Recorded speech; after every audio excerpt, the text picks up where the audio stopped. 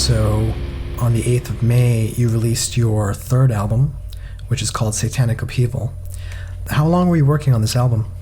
We worked on it on and off since the album prior to that, and it was about 4 years between the two.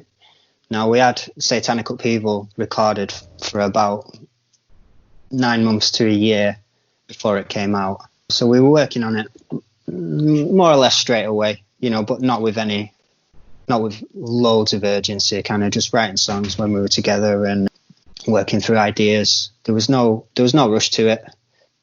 It's a fun process writing with the guys anyway. What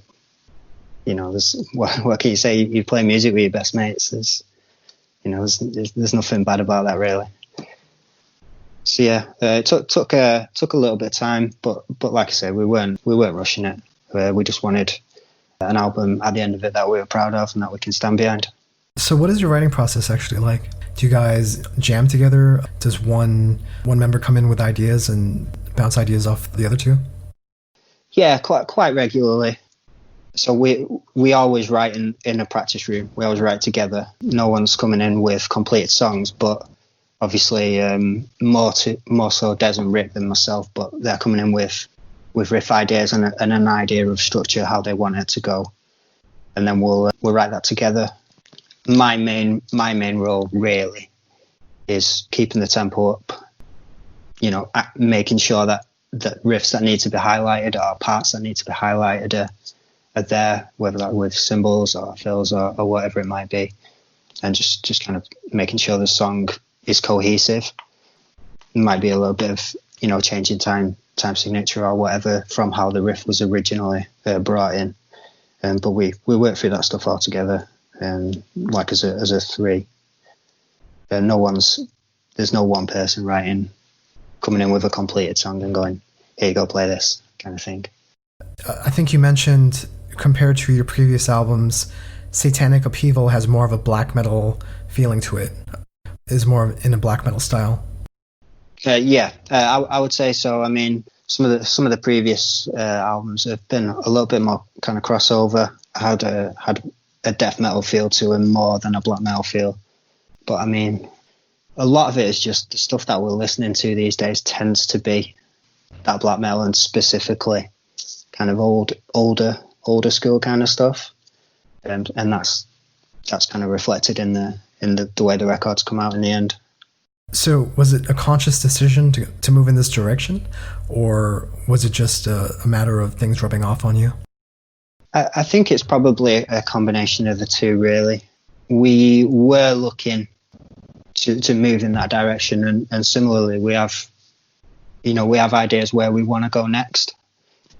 So we do have it in mind, but as well, what you're listening to, I think, does tend to reflect itself in the kind of music that you're playing, and where your influences come from is going to at least give you a kind of a starting point. And I think that's kind of where we're coming from at the moment. That sort of a black metal band rather than a sort of a crossover band. Are you more comfortable having Burial be described as a black metal band than like a crossover band or a black and death metal band? No, I mean, I don't really mind. That's kind of the genre that I'm really coming from, and I think the other guys are. But I appreciate there certainly are death metal influences and elements, and there are certain songs where that's strongly reflected in the new album, and there are other songs where it takes a bit of a backseat, that kind of thing, and it's more of a straight ahead black metal thing. But I mean, no one wants to put a label on the music, but I know obviously people do. So yeah, whatever whatever the listener or the person who's sort of speaking about it feels, whatever they're most comfortable with, that's okay with us. What can you tell me about the lyrics or the themes of the album? I'd say there are two kind of main overarching themes. There's kind of an anti-religious theme throughout, and that's been reflected in our previous stuff. Well, tends to sort of come towards a sort of a Christian thing, mainly because that's kind of the culture that we've grown up in. But in this new record especially, there's quite a lot of like a nihilistic feel to it, and that's sort of coming through more and more as we're getting a little bit older. We want to explore more complex themes, I guess, lyrically. Now, with a name, with an album title like Satanic Upheaval, and the fact that you guys are playing black metal in some form, would you describe Burial as being a satanic band? We're not a religiously, we're not a religious satanic band, but we take a lot of themes from that sort of point of view. I think a lot of the sort of issue with religious Satanism for us is more the dogmatic aspect, so the religious trappings of it rather than the attitude. So I mean, in terms of the attitude, we would generally, I think, agree with that. But in terms of the religion, we're not a religious band in the same way that we're not a political band.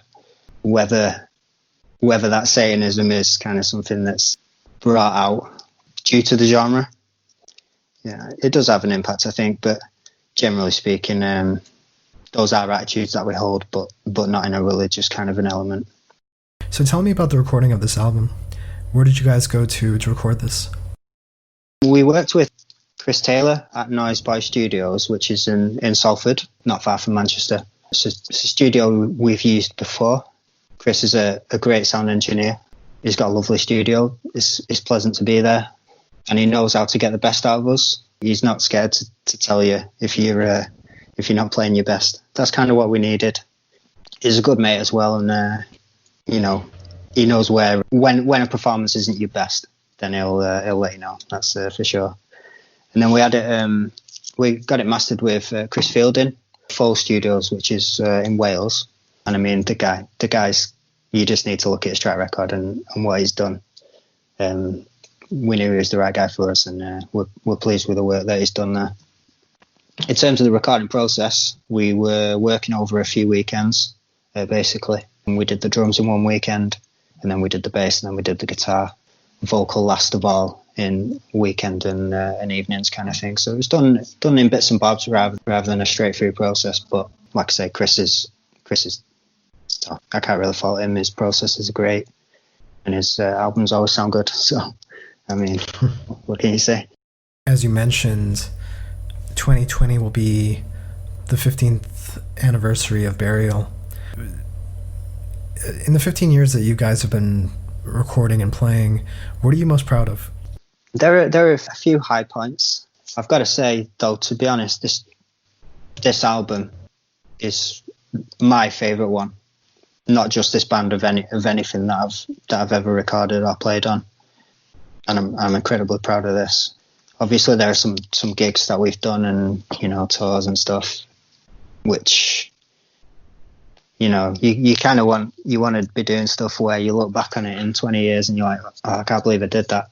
And that's kind of what the stuff that I look for. So playing big shows with bands that we like and bands that influenced us to get started, playing those gigs is always great as well. But yeah, probably out of everything, this album as a finished product, artwork, songs, lyrics, everything, that's the thing I'm most proud of. Is there any particular gig that you look back on fondly, or that you talk about a lot, or that was a high point for your band? A few years ago, we played with Anon Afrak, and they were a big influence on me. They're a big influence on Des, and they're a big influence on Rick. And that was like when we were doing those gigs, we played a couple with them, and I was like, oh man, it don't get any better than this. So yeah, those gigs are probably the ones that stand out to me. Obviously, there are countless. We have fun every time we play, but those are the ones probably that stand out the most.